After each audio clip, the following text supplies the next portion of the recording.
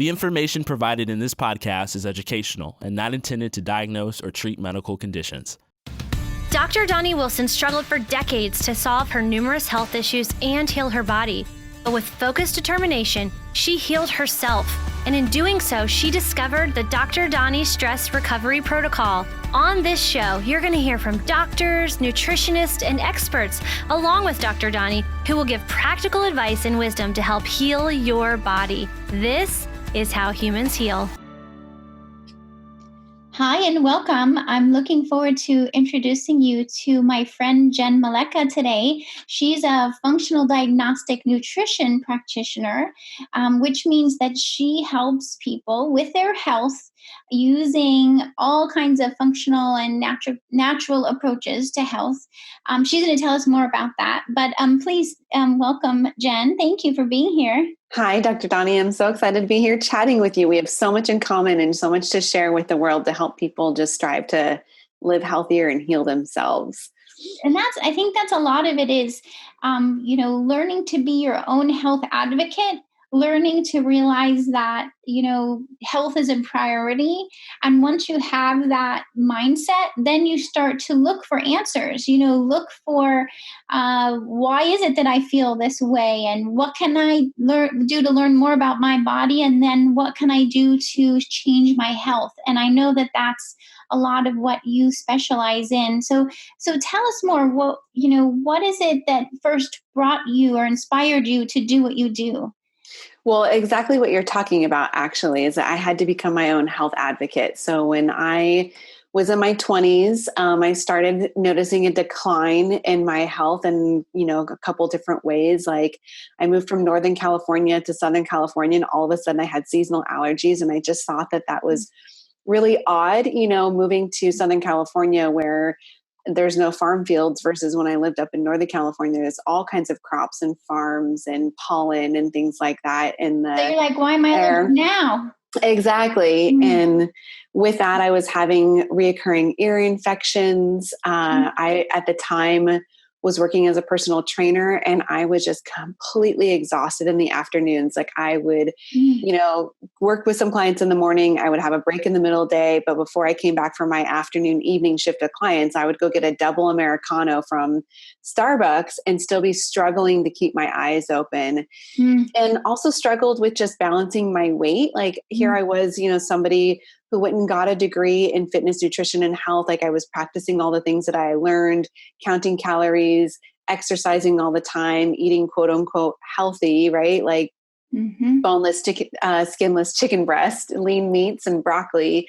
And I really was challenged to balance my weight. It was kind of all over the place, or to lose weight. And so those kinds of things started to stand out to me and make me start to question what was going on with myself. But of course, every time I went and got my annual physical, I was deemed as like the picture perfect health because my blood pressure, cholesterol, all those things looked fantastic and normal. And it was like, you got these normal results, but you're like, right. Wait a minute, I don't feel good. I don't feel that way. And then I was diagnosed with skin cancer at like around 25. And I had no family history and no real risk factors. Like, yes, I live in Southern California, but I wasn't going out and burning my skin every single day.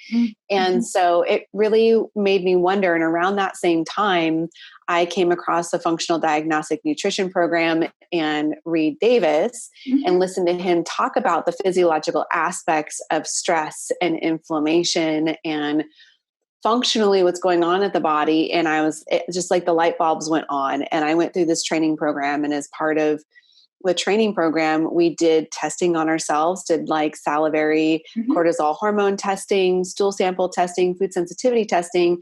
And basically what it boiled down to was I had, I was like in stage 2 of a HPA axis dysfunction. I had H. pylori and other bacterial overgrowth going on in my gut.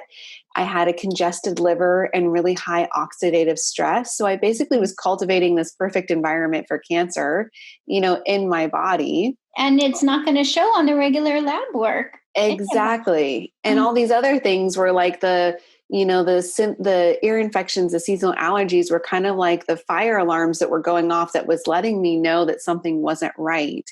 And I was, I had enough sense to kind of tune into that and start to question things. But even then you have to be your own advocate, right? Because a lot of this testing that I'm talking about, we can't get through conventional medicine practices and conventional doctors. We have to seek it out on our own, which is where you and I get to help so many people, is helping them get access to the actual right lab tests and resources so that they can find those missing pieces to their health puzzle and get back to feeling like themselves again. It's so important. Wow. So in the process of doing this training, you were at the same time healing yourself and like learning this as you're learning it for yourself as you were learning it for your clients to come. Exactly. Awesome. Getting that experience was so helpful because I can share that experience with others and it brings hope to what's possible for them. Like I like to say that people like you and I are in the, in the business of making the impossible possible, right? Because we both get so many cases that come to us and people have been misled through other avenues that they pursued, or they're not finding those solutions. And we're able to help them see that bigger puzzle and really, put all the pieces together and figure it out. And I know that you're really big on stress, Doni. And when I look back and I say, okay, like once we do all that testing and we can see all that dysfunction, we have to then ask the question, well, what caused this? Like what contributed to it? Like what makes us a good host for these things? And I actually just wrote a blog last week about being a workaholic. And, I was in my 20s, or like my whole entire life, I've been somebody that's pursued success. Like I took all the advanced courses in high school and played sports, and I got my first job at 16 and then went off to college and juggled an internship and a part-time job and school full-time and a busy social schedule, and then graduated and got my first career job and like moved up the ladder really quickly. And one of the common, kind of themes in my life has definitely been a high amount of stress, and just overworking my body. Like, I would go to the gym and run my body into the ground trying to like lose weight while I was undergoing like 12-hour work days and like binge, drinking or eating on the weekends to let loose. And it was just like creates the perfect storm. And it's a lot of stress on our body that results in we wake up in our 30s and we're like, what the hell happened to us? Right. Well, and that's the thing. When you're in it, I think it's hard to see it, but now when you're looking back at it, it's much easier to go, what was I doing to myself? How could I be expecting myself to work a long day and then do a big workout and still feel good? We start to realize that that's not going to line up. But I think that there's a lot of expectation sort of that we put on ourselves as if we are supposed to be. I can relate, by the way. I was always the excelling student, high achiever, workaholic too. So you and I have that in common. So I can speak from that perspective too, and realize that, I think we were a lot, whether it's societal, cultural, whatever, it's just ingrained that it seems like that's what we're supposed to be able to, or we should be able to. And I hear that from patients all the time too. You probably also do. Like they say, I thought I should be able to keep up with this huge amount of activity, and realizing, wait a minute, I'm in a human body that needs some support if I'm gonna, be asking that much of my body. So yeah, that's a huge realization. One of my favorite things to say is that your body will do anything that you ask it to, but that doesn't mean that you should. And one of my favorite examples of this, and us women, we're so funny sometimes, but like, here's a great example. Like, think about the career-oriented female who is crushing it at work, or even maybe just, also struggling at work because it's stressful, like basically working a long week. And what is it that we do? We get to Friday, we can't wait to get together with our girlfriends, go out to happy hour, let loose, drink some wine. Then you have some wine and your inhibitions are lowered. So you make some not so great food choices, or we're pairing that wine with cheese, which dairy can be very inflammatory for some people. We end up staying up later than we probably typically would. And when you wake up on Saturday morning, what do most women think that they need to do? Now they're like beating themselves up over the wine that they drank and the food choices that they made. And they're like, I need to go to the gym and quote unquote burn this all off. And so then they go and they run themselves ragged at the gym, hungover, depleted. And like, so I always use that example because I know that so many people do this all the time. Yes. And this is a perfect example of like, you just had a really stressful week. You added more stressors on top of that by drinking alcohol and maybe eating some less than ideal foods. And now with your body already in a depleted state, you're going to ask it to go to the gym to deplete it even more. Because when we exercise, exercise is typically like a positive stress that our body can respond to, and it builds healthy bones and muscles. But when we go into an exercise, especially an intense exercise state, in already a depleted way, we're just depleting it and breaking it down even more, and then our body cannot fully recover. And that's a vicious cycle that most people are in week after week after week. So when I work with clients, I ask them, the very first things that I tell them to do is I want you to redefine the word stress. Stress is not just mental, emotional. Stress is anything that places a burden on your body that then results in inflammation and dysfunction. So it could be the foods that you're eating, poor sleep that you're getting, over or under exercising, toxins that are in your environment. It is that mental, emotional stress. It could be crossing time zones and affecting your circadian rhythm. There's a lot of things that come into play. So what I hope that when people work with me, as I'm sure when they work with you, is like helping them to understand that concept of stress better and being able to identify at any point in time, what is the burden of stress that my body is under, and then making conscious decisions from that place. So yes, if this week has been super stressful with work, then I'm actually going to make sleep a priority and eating healthy a priority. And I'm going to skip the wine because I'm going to be better off on a Saturday morning. I'll wake up feeling better if I actually go to bed early and take care of my body. And then maybe I can have wine on Saturday instead because I allowed some recovery to happen, but it's that constant pushing that gets us into trouble and creates that chronic stress, inflammatory pattern that we see in so many people. Well, and I think too, what I hear, because I hear, yes, the same patterns often from people, even with this time when we're not necessarily in an office working, but even at home working, we can fall to those same. It feels like the alcohol is the stress relief or is the reward, when actually reframing it and realizing that, while a little bit of alcohol is not bad, just like some exercise is good, it's a matter of, the balance. And I think that's what you're speaking to, is how to really understand the balance for your body, and when those choices might be okay and when those choices might be pushing you over the edge toward more stress. And I think that an important thing that I also hear from you is being gentle with yourself and not being judgmental, because it is easy to get caught in waking up Saturday morning and feeling hard on yourself, when if we can shift that as well to say, oh, okay, I can learn from this experience of how I'm feeling right now and what I did yesterday, and why, and kind of connect the dots. This is why I'm feeling this way. And then start to be proactive about and problem solve about how maybe you should make a different decision in the future. But there's no reason, because if you're hard on yourself, that's just more stress.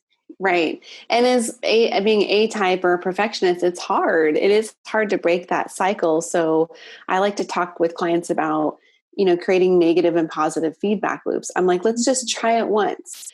Yeah. It's kind of like cutting out like gluten or dairy for a lot of people. In the beginning, they're like, oh, I don't really think that it's a problem. It's never really given me any issues. And I'm like, well, let's just try it. Let's just go like 14 days without it and see what happens. And then they notice, they're like, wow, I think I can think so much clearer. I have more energy. I feel less bloated. Like my digestion is so much better. So now we've created a positive feedback loop. It's positive reinforcement to continue making that choice. And I do encourage them once they've like done that, Donnie, like I will say, okay, now try a little bit of gluten or dairy and let's see what happens. Yeah. Let's learn from our body. Yes. Yeah. And usually they'll have like a negative, kind of reaction to it. They'll get bloated or not feel great, or a zit will pop out or something will happen. And so now we've created a negative feedback loop, right? It's kind of the old concept of like, if you burn your hand on the stove, you're less likely to do it again a second time because we've created a negative feedback loop. So they will have that understanding. And so now we can make choices from there. Like, oh, when I eat this or I do this, I feel terrible versus when I do this, I feel great. And so then it just naturally becomes easier to start making those choices like in alignment, in that kind of way. And I do think that this time during the pandemic, it has created different situations for us. Like, for myself, I already worked from home full time. So now, being restricted from like on the weekends, I can't go out and do my normal activities. I've been noticing that I've been working a lot more because it's easier to sit at home than creatively think about something or sit by my pool, which is right outside my door because I love my work. But I have to create that balance, and I have noticed that I've been having like, an extra glass of wine or so on the weekends because, there's not much else to do. And that's not an excuse to necessarily drink wine, but I do genuinely enjoy drinking wine. And so sitting on the patio with my husband and kind of talking, that's one of our, pastimes together. And so I've actually shifted my exercise routine around that. Sundays used to be my long run days where I would get up in the morning and go run 4 miles. But now because I am choosing to drink wine on a Saturday evening, I've made Sundays my rest days. So we go for a nice long walk with our puppy. I do some yoga. And now Monday, instead of Monday being my rest day, Monday morning is my long run day. So I've made that shift. So I give my body ample time to kind of recover from alcohol consumption. So I'm just not beating it down constantly with these different types of stressors that we can have in our life sometimes. Well, I love that example you're giving of how to, again, you're starting from a mindset of your health as a priority. And then it just becomes much easier where you find yourself deciding, hey, I need to shift my schedule to match that. And I need to make my schedule allow for time with my husband, that doing something we enjoy. And even if, say that includes wine or whatever it is, then you go, okay, that's something that I want to have in my life. So then I'm going to create the space for it and make sure that I have my recovery time from that. And so it's like this much more conscious way of being and living. And so I thank you for sharing that as an example, because I do think that sometimes it can be hard to imagine that that's even possible, but you're showing, hey, you're giving us a peek into your world. This is how it looks in Jenn's world in terms of how to prioritize wellness, how to work and serve people, but also create that balance and do the things you enjoy. And I'll tell you, Diane, like I have to work at it because the type A perfectionist personality in me, or like behaviors and belief systems that I've had running for a long time, like that little voice in my head will sometimes pop up and be like, no, you need to go work out hard, or you need to do this. And so I have to work at it. I have to work at not working, which is hard for a lot of people. It's a societal thing that we've definitely created. I always bring up the example, like in the last election that we had, I don't know if you remember, but Hillary Clinton got sick towards the end, and she like continued to campaign and made that choice. And I, at that time, was just like, no, that is such a horrible example. You need a break. Yeah. To be setting. I'm like, getting sick is an indication that your body is telling you that it needs a break. And we see this over and over, like in our, work environments. Most of us aren't working in an office anymore, but how many times can the listeners relate to the fact of like feeling a little under the weather and still going into work and pushing through, right?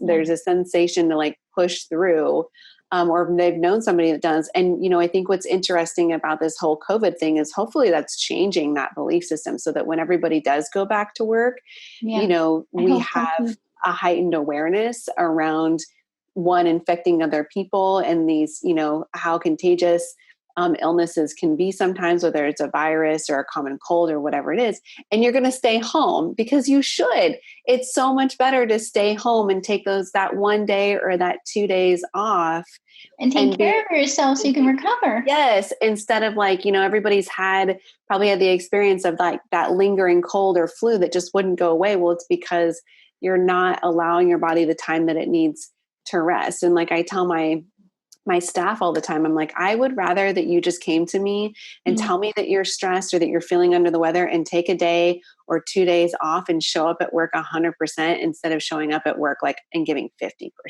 and we need to look at our lives in that kind of way also, I think. Because then it just like that snowball effect happens, and it's just because we keep thinking, I can keep up with my demands while my body is supposed to be recovering.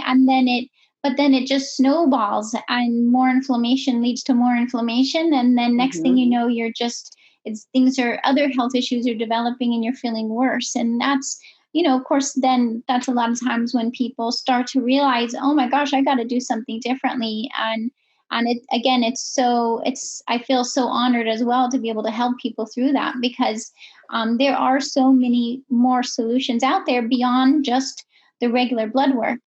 Something a lot of people don't know is that too much stress can actually create an abundance of health problems like high blood pressure, high blood sugar, anxiety, migraines, insomnia, even fertility issues. This is because high stress puts your adrenal glands on overload. They release cortisol and adrenaline, which controls your digestion, hormones, immune system, energy, focus, and even your emotional response. So how can you beat stress when you don't know where to start? That's why we have a free 7-day stress reset program. It's designed to help support weight loss, digestive healing, and hormone balancing. It includes support for integrating self-care, daily tips come to you by email and video, gluten-free, dairy-free meal plans, as well as grocery shopping lists, journal pages, and more.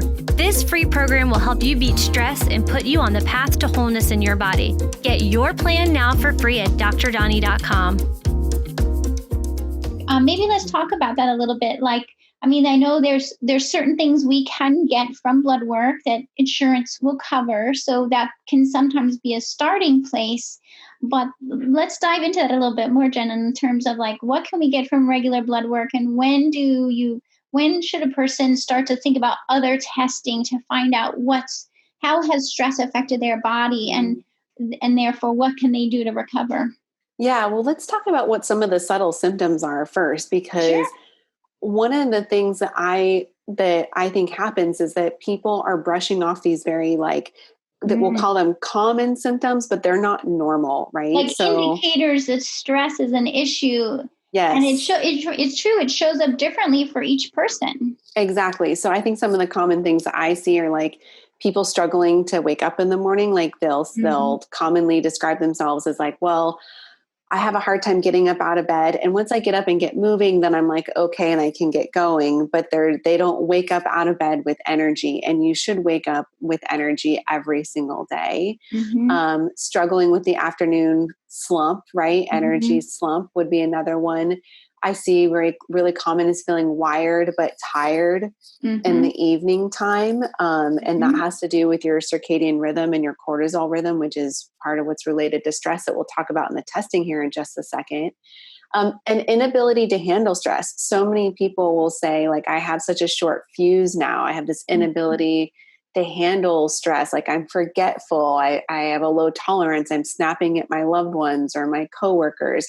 And then, of course, there's the bigger things that we start to see in our practices, like the hormone imbalance, the menstrual cycle irregularities, low testosterone, low libido, bloating, acne, skin issues, autoimmune conditions. The list goes on from those bigger things. But one of the things that I really want to cue the listeners into is just because something is common, like my seasonal allergies, for example, does not necessarily mean that it's normal. So it's such a good point, because I too, for years had allergies and just would think, oh, that's not even something people usually think of as possibly to go away. And I, even as a naturopathic doctor, was surprised when my allergies went away. I was that's even possible, and it's like, even as an naturopathic doctor, I had to kind of go, yeah, it's possible for allergies to go away. But you're right. Like, we start to kind of like almost take for granted or accept that these health issues are just supposed to be there because it's normal, but it doesn't have to be. Right. There So are if you, signs, yeah. if you catch yourself saying like, oh, I just must be getting older, that's your first clue that something is awry, because I can tell you at my age now, and at 37, I feel better than I ever did at 27 because my health is just in a better state. Right. So let's just put that out there. And so then it's not based on age, because I think a lot of times people even hear that in the doctor's office. yes, Doctors will say, oh, you're just getting older. It's like, no, that's not a thing. yeah, it's not really a thing. And, or, as women, like when I was going through in the midst of some of my hormone challenges that I had, they were like, oh, well, you're in your 30s now, your hormones are changing. And I was like, no, that's not really, I don't think that's what it is. So trust yourself. You have an innate like knowing with your body. And that was one of the clues for me, is like, I just knew, it was like, I don't feel at home in my body. Like something is not right, even though, so going back to the testing, like again, I was going to my annual physicals and being told time and time again that I was a picture of perfect health because my cholesterol looked great. My blood pressure looked great. My heart rate was great. So some of these things that are considered, optimal vital signs, pulse rate, temperature, those types of things looked all great, which in a conventional setting and in an acute care atmosphere, those vital signs can be really like important and helpful. So like with COVID going on right now, this is a great example. Like what are they checking for? Temperature and pulse, right? To figure that out, because that's an indication of viral activity that you're sick. But what we're really talking about is like chronic stress and inflammation, which is not necessarily going to show up in any of these vital signs. You may see over time cholesterol or blood pressure start to creep up because of inflammation, but in most instances, it's not going to be a good determinant of what's truly going on, in the body. So when we look at like a full blood chemistry panel, for example, we can start to collect more clues, right? Like CRP is a great inflammatory marker that can be on there. But even then, CRP is a generalistic, like, well, there's this inflammation in the body, but we don't know where it's coming from or what's causing it. And it can be acute in that moment in time. Maybe there was just something in that moment, that day, or within that 24 hours that inflamed you. And so it's not super insightful. We can see things like HbA1c and glucose and all other kinds of things on a CBC panel. But here's the trick that I see, Doni, and I'm sure you see this too, is whenever I see a CBC panel, when we know how to interpret it from a functional standpoint, it always directs me back to running something like a Dutch test, which looks at hormone and cortisol values and patterns. It always directs me to looking at a stool sample test to see what's going on inside the gut, right? And maybe some food sensitivities or some other things. So a couple of things with that CBC panel is, one, the ranges matter. Like we want to look at people, we want to compare people to optimal ranges, not just conventional ranges, because conventional ranges are looking for when have they clinically reached a level of diagnosis, and not necessarily are they in optimal state or not, right? And then I love, like when we look at a stool sample test, we can get like calprotectin on there, which is an inflammatory marker. So now we can isolate if they had high CRP on a blood chem panel, we can start to isolate and say like, oh, where there is inflammation in the GI tract. And we can also see parasites and bacteria and yeast overgrowth that are going on and other inflammatory markers. But what I think that you and I both find super helpful is the cortisol patterns that we look at on a Dutch test, right? Because that actually, we can then assess different stages of HPA axis dysfunction, and are they in, like, has chronic stress and inflammation set in for a very long time, which to me is more of a determinant of health than anything else, right? Because you can actually see this pattern, this physiological pattern of chronic stress and inflammation has been around for so long. Now we're seeing depleted states or dysfunctional cortisol patterns. And those are the types of things that set you up for illness and infection and chronic diseases down the road. Right. So those are some of my top favorite tests to be using with people. No, I'm so glad you're mentioning that, because it really, I think of it as, it's like when a person really wants to understand the underlying cause, like if you start to think to yourself, I mean, maybe it's the situation like we're describing where the person's having more symptoms, whether fatigue or sleep issues or anxiety, and their regular blood work is normal, but they're saying, well, they start to realize, I don't want to feel this way anymore. There's got to be some reason or something I can do about it.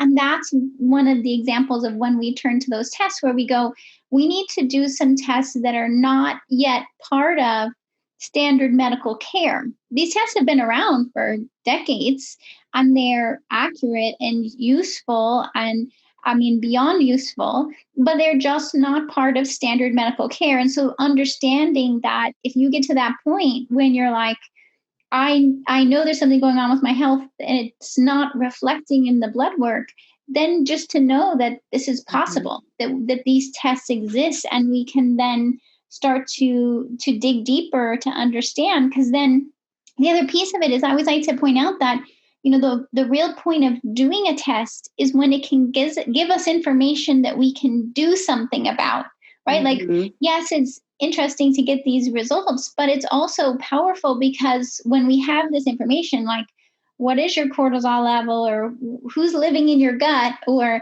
which foods are triggering an inflammatory response, then we can actually make changes to address those results. So the results are hugely powerful in that they guide us in how to help your body recover and feel better.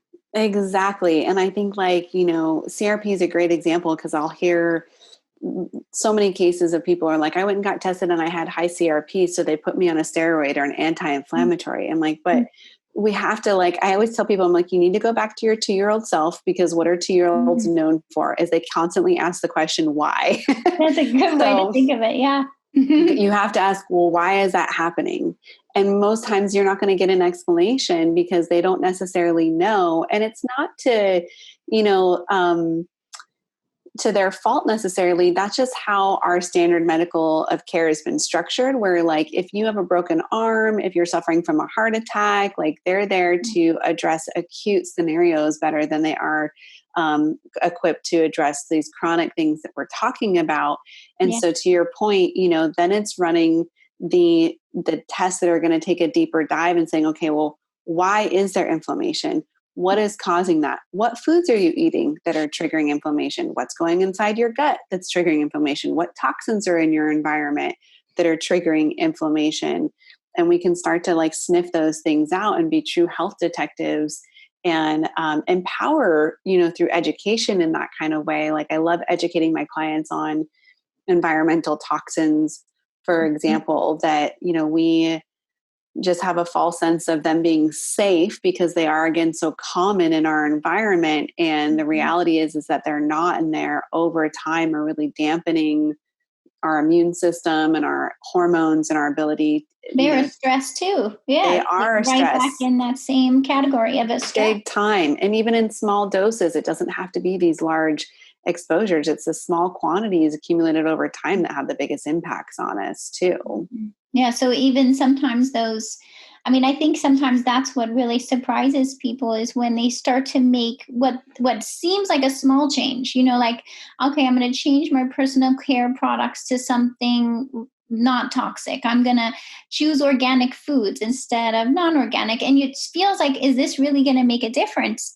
But what you and I end up seeing is that it does make a difference, because we're just making choices to take away stresses that were kind of unnecessary. I mean, we know that stress is going to be part of life. We're going to have choices, stresses we're going to choose. We're going to choose to work or have a job. We're going to choose to be parents or dog parents. I know you're a dog parent like me. We're going to choose these stresses on purpose, but we can also choose to eliminate stresses that are just extra stress that then just is a burden, right? Right. Yeah. I love that you bring that up, because we just, our puppy's 5 months old, and we brought him home. That first week or something is you're waking up every 2 hours to take them to go to the bathroom. And I am so like protective over my sleep. So when we talk about stressors and supporting your body, like getting good quality sleep and sleeping, being asleep by 10 and sleeping solid through until about 4 a.m. is like so important to me and crucial for how I feel. And so that first week or two with our puppy, getting up, like my husband and I taking shifts and getting up, I was like, no offense to the parents out there, but I was like, I don't know why people actually choose to have kids and like not sleep for years. Yeah, I did that. I don't know why I did that, but yeah. I was like, this is intense. Like, I just don't feel like my best, or even like 50% of myself if I'm not getting a good night's sleep, you know? Yeah. And that's like, I think a great example for some people out there is, you know, yes, you are going to choose, some of you are going to choose to have kids, and God bless you that do. And also recognizing, okay, if that's going to be my choice and I'm going to have sleepless nights, how do I support my body in other areas so that I can make it through? And this like kind of what can be a long-term scenario with kids and not getting great sleep doesn't lead down the road to something like, you know, more traumatic with my health because of like this lack of sleep, because I was also compiling that with poor foods and like all these other things, right? So, you know, I think that's a really great example. And I laugh at my inability to have kids because I would never give up my sleep. Sleep is so, once you realize the power of sleep, it's like, because believe me, I lived a lot of my life where I felt like I was in that boat of like, oh, you know, I'll eventually get some sleep, or I got to get all these other things done first. That same workaholic mode, you know, and I know that it was impacting my health. And when it shifted for me, like you're saying, where all of a sudden you realize, you know, there's a lot of good stuff that happens while we're sleeping.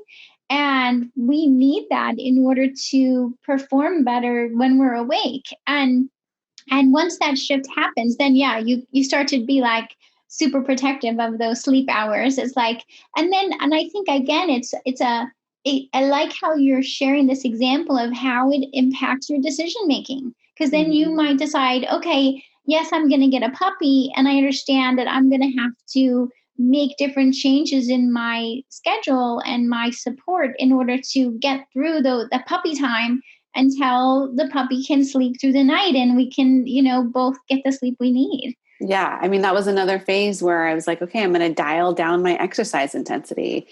I'm not rested. I'm getting broken sleep in the middle of the night. So it was more walking and yoga, not lifting weights and doing, you know, more intense things. And it was a short period of time. It's okay. We have to give ourselves permission to do that. Like, I wasn't going to put on 15 pounds by doing that. Like, I had to trust in my body. I had to eat healthy and do the other things that supported those places. And that's what I love kind of guiding clients through too, because it's empowering. It's, you always have a choice. You know, every choice that we make is a choice that can build up our health or can break down our health. Right. And I think that I love that we're talking about sleep, because I say that we have to learn to value sleep more than diet and exercise. Like, you can't out diet or out exercise a poor sleep routine. And if you're like not sleeping great, it greatly diminishes all of your exercise and dieting efforts, because you're not getting that full recovery at nighttime. So, you know, to all the moms out there, dads that are getting broken sleep because of their kids, like, you're not doomed. Just recognize that. Right. And like, you know, do what you can to support your body with proper, you know, eating the right foods, eating organic, like you said, dialing down the exercise intensity, doing some deep breathing or other things that are going to help to mitigate stress in different ways in your body for yourself. And, you know, some of this testing is really insightful for that. I think, you know, just tying it back to the testing is one of, it's a huge motivating tool to actually see on paper what is going on in your body. And it's an empowering tool too, because then you're like, okay, now I have the information and now I can make educated, conscious decisions to support the way that I actually want to be feeling based on this information. Well, and I was thinking that the tests we were talking about are exactly the tests. Like, say if a person is wanting to sleep but struggling, like, you know, laying there awake or waking up all night and can't sleep. we come back to these same tests. We want to see your cortisol level from morning, midday, evening, bedtime. We want to see what is that cortisol doing all day, and especially at night and in the morning. Is that influencing your sleep? Because then we can do something about it. We can use nutrients, herbs, to help shift that cortisol back to a pattern that's going to be helpful for sleep, for example. But also, we want to look at food sensitivities. How often you probably see too that, inflammation from food sensitivities or from gut bacteria imbalances and leaky gut, that can be related to sleep as well as many other health issues. And it's not something that people usually would think of. Like when you're having sleep issues, you don't necessarily start thinking about what's going on in your gut. But actually, as the research really shows that they're connected. So doing these same tests can be so instrumental with solving sleep issues so that you can get that good sleep you need. Yes, exactly. And I love opening up people's eyes to this. And I'll just give a little tip for our listeners is that if you're curious as to whether or not you should invest in some testing and like looking at parasites, bacteria, and yeast overgrowth, I want you to pay attention to the full moon and when the full moon is coming, because there's a strong correlation with like your symptoms will, like whatever you're dealing with health-wise, whatever kind of symptoms you have, that they will probably intensify leading up to a full moon. And then maybe right afterwards, they kind of like start to diminish again and you'll go through this cycle. And that is one of the clues around parasites, bacteria, and yeast overgrowth. Because during the full moon time, it creates this like pulling kind of sensation and makes those gut bugs get a little bit more active. And like when I share that with people, their minds are like blown sometimes. And they're like, oh my God, my symptoms are totally cyclical. Like it does. That's so true. It happens. And it just goes to show that, also that the root causes, what we would maybe call the root causes, can oftentimes be far removed from the symptoms. Like most people would think like, oh, parasites, bacteria, and yeast overgrowth, that's going to be more related to stomach upset, digestion, bloating issues. You may not connect that to sleep, but that actually is like, I love that you're talking about this because that's like one of the number one things that I see correlated with people's sleep issues is they've got something going on in their gut, which is creating some internal inflammation, stress, toxicity, spiking cortisol levels at nighttime. And like, they're really struggling with their sleep as a result of that.